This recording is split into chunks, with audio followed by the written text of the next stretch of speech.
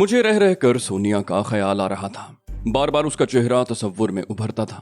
वो अंदर से कितनी पाकीज़ा थी, मगर जब उसने मेरा कहना मानते हुए अपनी राह बदलने का फैसला किया तो मौत ने उसे मोहलत न दी। उसने खुद को मुझ पर निछावर कर दिया। उसका खून मुझ पर कर्ज था और अब उसके माँ बाप मेरी जिम्मेदारी थे। मेरा बस चलता तो सोनिया का इंतकाम लेने के लिए अदनान अब्बासी को बार बार मौत के घाट उतारता, मगर मैं उसे सिर्फ एक बार हलाक कर सकता था और इससे मेरे जज्बा इंतकाम की तशफ़ी नहीं हो सकती थी। मेरा सीना इंतकाम की जिस आग में जल रहा था वो बुझ नहीं सकती थी। मैं बेबस था। मौत का तो खैर एक वक्त मुअय्यन होता है, कोई किसी को मरने से रोक नहीं सकता, लेकिन मैं तो सोनिया का इंतकाम भी नहीं ले पा रहा था। इसे बढ़कर और क्या एहसास बेबसी हो सकता था। कोई 15 मिनट बाद बर्ड मरजाना को लिए हुए बेडरूम में दाखिल हुआ। अब वो तब्दील शुदा लिबास में थी और चेहरे से बरसों की बीमार नजर आ रही थी। बर्ड ने कहा, तुम्हारी हिदायत के बमूजिब इन दोनों की हर चीज कब्जे में ले ली गई है और अदनान की ड्रेसिंग करने के बाद उसे कमरे में बंद कर दिया गया है। मैंने उन दोनों को बैठने का इशारा किया। कहा, ठीक है बैठो। मैंने मरजाना से कहा, जो कुछ तुमने अभी देखा है वो सिर्फ इब्तिदा है। आइंदा मैं जो सलूक करने वाला हूँ तुम उसका तसव्वुर भी नहीं कर सकती। मरजाना खाली खाली नजरों से मुझे देखती रही। उसके होंठ खुश्क हो रहे थे। मैंने कहा, मुझे अंदाजा है कि किसी गैर मामूली बात ने तुम लोगों को मेरा दुश्मन बना दिया है, लेकिन यह मुमकिन है कि अगर तुम सब कुछ सच सच बता दो तो मैं तुम्हारे साथ नरम रवैया इख्तियार करूं। यह मुमकिन नहीं है कि तुम झूठ बोलकर मेरे हाथों से बच निकलो। मरजाना ने भर्राई हुई आवाज में कहा, तुमने अदनान के बयान की तस्दीक किए बगैर उसे जख्मी कर दिया। मुमकिन है उसे कर्नल नुमान से ही तुम्हारे बारे में मालूम हुआ हो। मैंने कहा, वो झूठ बोल रहा है और अब तुम भी वही हरकत कर रही हो। मैंने कहा है कि सच बोलने पर तो मैं कोई रियायत दे भी सकता हूँ, मगर झूठ बोलने का नतीजा बहुत संगीन निकलेगा। वो बोली, मुझे क्या मालूम था तुम्हारा उसके साथ क्या झगड़ा है। मैं तो खामखा मारी गई। मैंने उसे घूरते हुए कहा, तुम्हें ये कैसे मालूम हुआ कि मेरा और उसका कोई झगड़ा है? झगड़ा तो मेरा असल नाम मालूम होने के बाद शुरू होगा। मरजाना ने कुछ कहने के लिए होंठ खोले, मगर उसके होंठ लरस गए। मैंने कहा, मुझे मालूम है कि बात बहुत संगीन है, लेकिन मैं इसे तुम्हारी ज़बानी सुनना पसंद करूंगा। मरजाना ने हिज़यानी अंदाज में कहा, नहीं, मुझे इस पर मजबूर मत करो। मुझे कुछ नहीं मालूम, मैं कुछ नहीं जानती। उसने अपना चेहरा दोनों हाथों में छुपा लिया। मैंने कहा, मैं तुम दोनों के ताल्लुकात की नौयत से भी बाखबर हूँ। मुझे ये भी मालूम है कि जो इल्जाम अदनान पर आएगा तुम उससे बच नहीं सकोगी। मरजाना ने कहा, ऐसा नहीं है। मैं उसके हर काम में शरीक जरूर हूँ, मगर जरूरी नहीं है कि हर काम में मेरी मंशा भी शामिल होती हो। मैंने कहा, मैं बेवकूफ नहीं हूँ मरजाना। तुम लोगों के रद्द अमल और तर्ज अमल से मैं बहुत से नताइज अखज़ कर चुका हूँ। बस ये उक्दा नहीं खुलने पाता कि अदनान मुझे पहचान किस तरह गया। मरजाना ने कहना चाहा, कर्नल नोमान, मगर मैंने उसकी बात काट दी। मैंने कहा, सवाल ही पैदा नहीं होता। वो एक जिम्मेदार ऑफिसर है, उससे ऐसी कोई तवक्को नहीं की जा सकती। मरजाना बोली, अदनान भी कोई गैर जिम्मेदार आदमी नहीं है। बास पार्टी की एक अहम शख्सियत है और हुकूमत के तमाम ओहदेदार उसकी इज्जत करते हैं। मैंने कहा, मगर वो सब उसकी असलियत से वाकिफ होंगे। उन्हें मालूम होगा कि उसका माजी क्या था। मैं कभी इस बात पर यकीन नहीं कर सकता कि उसका जरिया मालूमात कर्नल नोमान रहा होगा। मरजाना ने कहा, तुम उसके बयान की तस्दीक क्यों नहीं कर लेते? मैंने कहा, इसलिए कि अब मैं कर्नल नोमान से कोई राब्ता नहीं रखना चाहता। कर्नल नोमान के जरिए उसे इराक में मेरी मौजूदगी की खबर भी मिल सकती है और यह भी मालूम हो सकता है कि मैं नॉर्मन शलोफ नामी एजेंट के मेकअप में इसराइल जा रहा हूँ। मगर यह बात नाकाबिल यकीन है कि कर्नल नुमान ने उसे मेरी तस्वीर भी दिखाई होगी, और तुम तो पहले से बहुत कुछ जानती हो, वरना मुझे पिस्तौल की जद में क्यों लेती? मरजाना ने एक तवील सांस ली। उसने आहिस्ता आवाज में कहना शुरू किया, मैं इस मामले में अदनान से कभी मुत्तफिक नहीं रही, मगर मैं मजबूर हूँ, उससे टकरा नहीं सकती। मैंने कई बार उसकी मुखालिफत भी की है, लेकिन उसके लिए पैसा सबसे अहम चीज़ है और वो ऐसा कोई जरिया छोड़ने के लिए तैयार नहीं होता जिससे उसे आमदनी हो रही हो। मैंने मानीखेज नजरों से बर्ड की तरफ देखा, जो मरजाना की गुफ्तगू पर हैरत से मुंह फाड़े बैठा था। शायद उसकी समझ में कुछ भी नहीं आया। मैंने कहा, तुम हुकूमत के आला ओहदेदारों को हकीकत से आगाह कर सकती थी। वो बोली, इसके लिए मुझे बहुत कुछ साबित करना पड़ता और मैं कुछ भी साबित करने की पोजीशन में नहीं थी। फिर मैं क्यों खामखा उससे दुश्मनी मोल लेती? मैंने कहा, बात तो माकूल है, लेकिन अगर तुम दिल से उसके खिलाफ होती तो उसके मुकाबले में मेरा साथ देती। मैंने कहा, मुमकिन है तुम्हारे लिए ये फैसला करना आसान हो, मगर मेरे लिए नहीं है। हर शख्स अपने तहफ़्फ़ुज़ की फिक्र करता है। अगर मुझे गौर फिक्र करने का मौका मिला होता तो शायद मेरा रद्द अमल मुख्तलिफ होता। मैंने उसकी आंखों में देखा। कहा, अब क्या कहती हो? अब तो तुम इस तरह भी कैफियत का शिकार नहीं हो। वो बोली, मेरे आसाब टूट फूट कर रह गए हैं। मुझे नहीं मालूम कि क्या कर रही हूँ और क्यों कर रही हूँ। दिमाग पर एक धुंध सी छाई हुई है। ऐसे में मैं क्या फैसला कर सकती हूँ? मैंने कहा, मुझे अफसोस है, मगर मैं भी मजबूर हूँ। فی الحال تمہارے ساتھ اتنی ہی رعایت کر سکتا ہوں کہ تم سے مزید گفتگو صبح تک ملتوی کر دوں، اس دوران تم آرام کر کے تازہ دم ہو جاؤ گی۔ اس نے نفی میں سر ہلایا، بولی میں نہیں سمجھتی کہ ان حالات میں مجھے نیند آ سکے گی۔ میں نے کہا پرواہ مت کرو، برڈ تمہیں ٹرینکولائزر دے گا، سکون سے نیند پوری کرو، مجھے کوئی جلدی نہیں، ہم پھر کسی وقت اطمینان سے گفتگو کریں گے۔ برڈ انہیں چھوڑ کر واپس آؤ۔ برڈ مرجانہ کو چھوڑ کر واپس آ گیا۔ اس نے پوچھا اسے کسی علیحدہ کمرے میں تو نہیں رکھنا؟ میں نے کہا نہیں، اس کا عدنان کے ساتھ ہی رہنا بہتر ہے۔ پھر پوچھا تہذیب کب آئے گی؟ وہ بولا میڈم کو صبح 10 بجے تک یہاں پہنچ جانا چاہیے، ممکن ہے کسی وجہ سے لیٹ ہوں تو 11 بج جائیں۔ میں نے کہا تہذیب کو ریسیو کرنے ایئرپورٹ پر کون جائے گا؟ برڈ مجھے عجیب سی نظروں سے دیکھنے لگا، بولا وہ بغداد سے بائی روڈ آئیں گی، بصرہ میں تو جہازوں کی آمد و رفت بند ہے۔ میں نے کہا اوہ، مجھے خیال نہیں رہا، یہاں تو جنگ ہو رہی ہے، کیا وہ بغداد سے تنہا آئے گی؟ برڈ نے کہا مجھے نہیں معلوم چیف، ممکن ہے ان کے ساتھ کوئی اور بھی ہو۔ ایک بات کہوں چیف، تم برا تو نہیں مانو گے؟ میں نے چونک کر کہا کیا بات ہے؟ برڈ کا انداز بہت عجیب تھا، جیسے اسے کسی بات کا خوف ہو۔ وہ بولا تم اب سو جاؤ چیف، رات بہت ہو گئی ہے۔ میں نے محسوس کیا کہ یہ بات کہتے وقت بھی اس کے انداز میں خوف تھا۔ میں نے نرم لہجے میں کہا میں سو جاؤں گا برڈ، مگر تم نے یہ بات اس قدر ڈرتے ڈرتے کیوں کہی ہے؟ برڈ نے یوں ایک طویل سانس لی جیسے اس کے سر سے کوئی بوجھ ہٹ گیا ہو۔ بولا تمہیں اندازہ نہیں ہے کہ شام سے تمہاری حالت کیا ہو رہی ہے، تم پر ایک وحشت طاری ہے، ایسے میں خوف محسوس نہیں ہوگا تو اور کیا ہوگا؟ میں نے کہا ایسا تو نہیں ہے۔ عدنان اور مرجانہ کے ساتھ میں کافی دیر تک ہنسی مذاق کرتا رہا تھا۔ برڈ نے کانوں کو ہاتھ لگا لیے، بولا خدا کی پناہ، وہ تمہاری اپنی دانست میں ہنسی مذاق رہا ہوگا، مجھے تو تم اس وقت کچھ زیادہ ہی خونخوار لگ رہے تھے۔ میں نے ہنس کر کہا اچھا، اگر ایسا تھا بھی تو تمہیں خوف محسوس کرنے کی کیا ضرورت تھی؟ وہ بولا تم بہت بدل گئے ہو چیف، بہت زیادہ۔ پہلے تو تم بہت رحم دل ہوا کرتے تھے، ہر ایک کی مخالفت کے باوجود تم نے ہمیشہ اولیو ہارورڈ کو ڈھیل دی، اب تو ایسا معلوم ہوتا ہے کہ تم ڈھیل دینا جانتے ہی نہیں۔ میں نے کہا عدنان عباسی کو سونیا کے خون کے ایک ایک قطرے کا حساب دینا ہوگا برڈ، تم نہیں جانتے کہ اس کی موت سے مجھ پر کیا گزری ہے، میں عدنان کو اپاہج کے بغیر نہیں چھوڑوں گا۔ برڈ نے اٹھتے ہوئے کہا بہتر ہوگا کہ اب تم سو ہی جاؤ چیف، میں بھی ذرا اپنی نیند پوری کر لوں۔ برڈ کے جانے کے بعد میں لائٹ آف کر کے سونے کے لیے لیٹ گیا۔ تہذیب سے ملاقات کے لمحات قریب آنے والے تھے، برسوں کے بعد اسے دیکھنے کا تصور جسم و جاں میں سنسنی پیدا کر رہا تھا، کہیں وہ میک اپ میں نہ ہو، اگر ایسا ہوا تو کیا ہوگا؟ تہذیب کے خیال کو ذہن سے جھٹکنے کی کوشش کی تو ذہن موجودہ صورتحال کی طرف منتقل ہو گیا۔ مرجانہ نے ڈھکے چھپے لفظوں میں جو اعتراف کیا تھا وہ ہلا دینے والا تھا۔ علی یار خان سے دشمنی اور خصوصاً عدم واقفیت کے باوجود دشمنی کا واحد مطلب یہی ہو سکتا تھا کہ عدنان کے روابط یہودیوں سے تھے، یہ بہت سنگین بات تھی۔ مرجانہ نے کہا کہ عدنان کے نزدیک پیسہ سب سے اہم شے ہے، گویا وہ محض پیسوں کی خاطر یہودیوں کا آلہ کار بن کر میری جان کے در پہ ہو گیا تھا۔ پوری یہودی قوم فلسطینیوں کی جانی دشمن تھی، فلسطینیوں کے دوست بھی ان کے اتنے ہی دشمن تھے۔ میں چونکہ فلسطینیوں کی جدوجہد کا سب سے بڑا حمایتی تھا، اس لیے وہ مجھے بھی صفحہ ہستی سے مٹا دینا چاہتے تھے اور اس مقصد کے حصول کے لیے کسی حد تک بھی جا سکتے تھے۔ مجھے اس معاملے کی حد تک یہودیوں سے کوئی شکایت نہیں تھی، میں ان کا دشمن تھا تو انہیں میری جان کے در پہ ہونا چاہیے تھا۔ شکایت اگر تھی تو اپنوں سے تھی جو یکجا نہیں ہوتے تھے، انہیں آپس کے جھگڑوں سے فرصت نہیں ملتی تھی، اور پھر انہی کے صفوں میں کچھ ضمیر فروش بھی تھے جو مسلمانوں کی آبرو کا سودا کرتے ذرا بھی نہ ہچکچاتے تھے۔ ایسے ہی لوگوں میں سے ایک عدنان عباسی بھی تھا۔ کچھ ایسے تھے جو یہودیوں کے آلہ کار تو تھے مگر اس میں ان کی مرضی شامل نہیں تھی، کچھ مجبوریاں تھیں جو انہیں ان کا آلہ کار بننے پر مجبور کر دیتی تھی۔ ممکن ہے سونیا بھی ایسے ہی لوگوں میں سے ایک ہو، مگر میں ایسی کسی مجبوری کو تسلیم کرنے کے لیے تیار نہیں تھا جو آدمی کو مذہب یا وطن کی آبرو کا سودا کرنے پر مجبور کر دے۔ کچھ حاصل کرنے کے لیے کچھ کھونا ہی پڑتا ہے، اور یہاں تو اتنا بڑا مقصد سامنے تھا کہ خواہ کتنی ہی بڑی قربانی پیش کر کے اسے حاصل کر لیا جاتا، سودا مہنگا نہ ہوتا۔ ایسے ہی غداروں اور وطن فروشوں میں وہ لوگ بھی تھے جو یہودی لڑکیوں کے جال میں پھنس کر غداری کے مرتکب ہو رہے تھے۔ اس قسم کے غداروں کی تعداد سب سے زیادہ تھی۔ یہودی قوم نے اپنی لڑکیوں کو مسلمانوں کے خلاف سب سے بڑے ہتھیار کے طور پر استعمال کیا تھا، عرب شیوخ اور با اثر طبقہ اس ہتھیار کا سب سے بڑا شکار تھا۔ میں یہ بات یقین سے نہیں کہہ سکتا تھا کہ عدنان صرف پیسوں کے چکر میں ان کا آلہ کار بنا تھا یا اس میں یہودی حسن کی کار فرمائیاں بھی شامل تھیں۔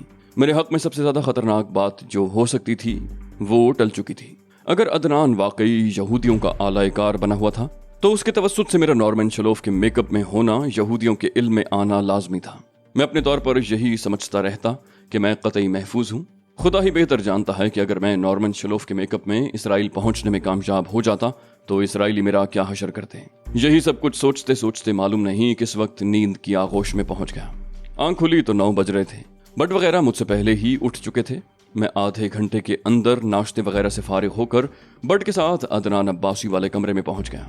अदनान के साथ मरजाना भी थी, जिसका चेहरा उतरा हुआ था, लेकिन अदनान के चेहरे पर तो मुर्दनी छाई हुई थी।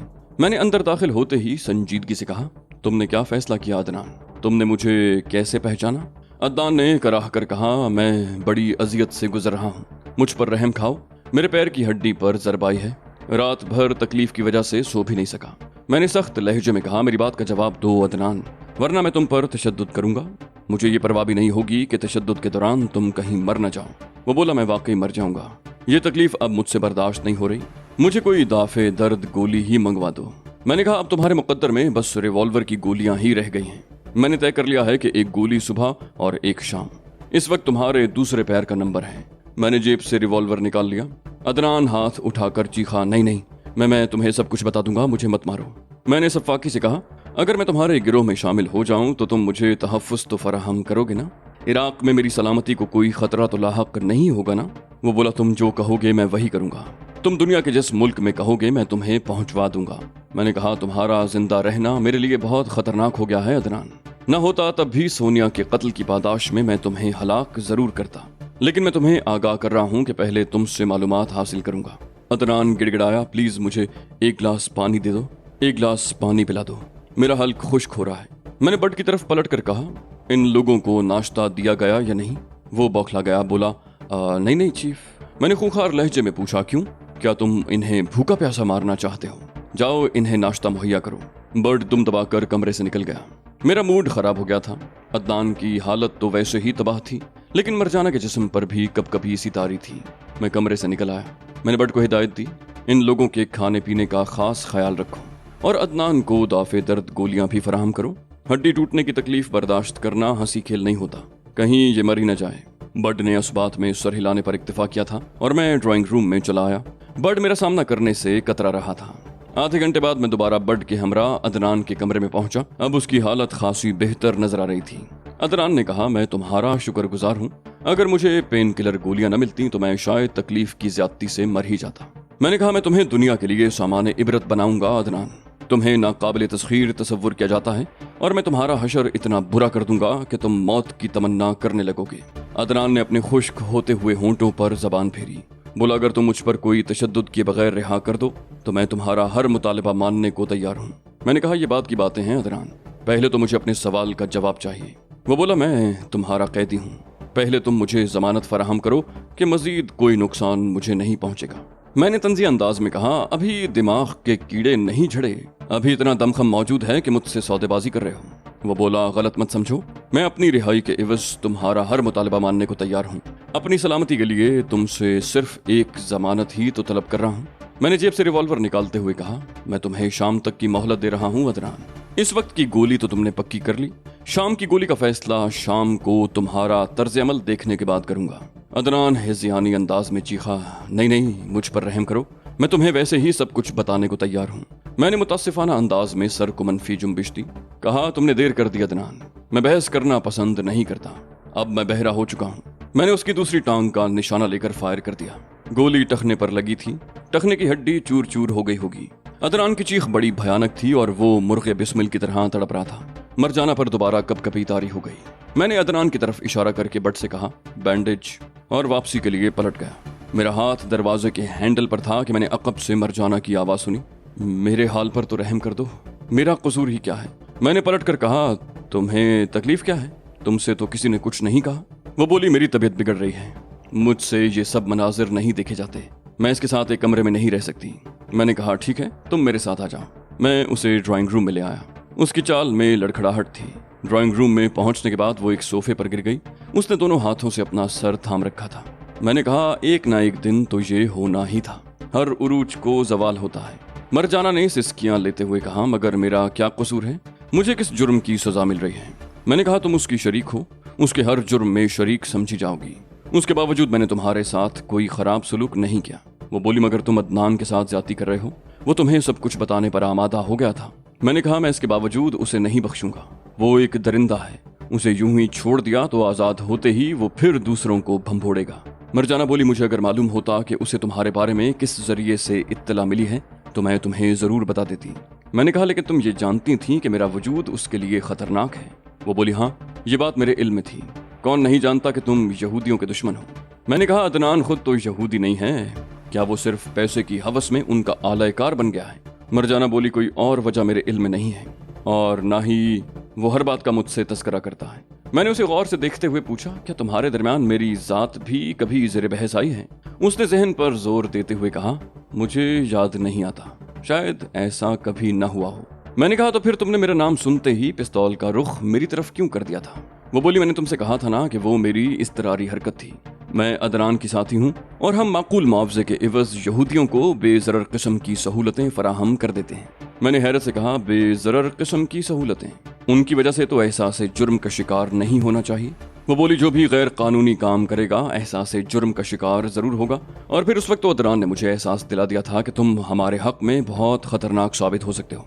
मैंने कहा, तुम्हारी हद तक तो बात काबिल फहम है, लेकिन जहां तक अदनान का मामला है। मैंने जुमला अधूरा छोड़ दिया। तभी बर्ड ड्राइंग रूम में दाखिल हो रहा था। उसने ऐलान करने वाले अंदाज में कहा, मैडम के आने का वक्त हो रहा है चीफ। मैंने बड़ी सादगी से पूछा, तो मुझे क्या करना चाहिए? तुम तो कह रहे थे कि वो सीधी यहीं आएगी। बर्ड ने कहा, हाँ चीफ, वो बस यहाँ पहुँचने ही वाली हैं। मैंने उन्हें बताया नहीं है कि तुम भी हमारे दरमियान मौजूद हो। मैंने कहा, अच्छा, और फिर मरजाना की तरफ मुतवज्जे हो गया। कहा, मुमकिन है तुम बहुत सी बातों से बेखबर हो। मुझे महसूस हो रहा है कि अदनान बाज ऐसे संगीन मामलात में मुलव्विस है जिनसे उसकी हुब्बुल वतनी पर भी आंच आ सकती है। मरजाना ने तेजी से कहा, तुम्हें गलत फहमी हुई है, वो तो शदीद किस्म का हुब्बुल वतन है। मैंने कहा, यहूदी दुनिया के किसी भी मुल्क से ताल्लुक रखता हो, उसकी हमदर्दियां इसराइल के साथ होती हैं। ये वही इसराइल है जिसने चंद साल पेशतर इराक का एटमी रिएक्टर तबाह किया था। अगर कोई ये समझे कि वो किसी यहूदी से ताउन करके हुब्बुल वतनी का मुजाहरा कर रहा है तो कम से कम वो इराकी नहीं हो सकता। मरजाना ने मुस्तरिबाना अंदाज में कहा, तुम्हारी बात दिल को लगती है। मैंने कभी इस अंदाज में नहीं सोचा था, लेकिन इसे गद्दारी तो नहीं कहेंगे। मैंने कहा, ये सरीहन गद्दारी है। वो मुल्क व कौम का गद्दार तो है ही, मजहब से भी बगावत का मुर्तकिब हुआ है। उसने यहूदियों के हाथ मजबूत किए। मुझे बताओ कि मुझ पर कातिलाना हमला करने में वो किस हद तक हक बजानिब था? मरजाना बोली, तुम उस वक्त की बात कर रहे हो जब तुम अली हमाद के रूप में हमारे सामने आए थे। हमें क्या मालूम था कि तुम कौन हो?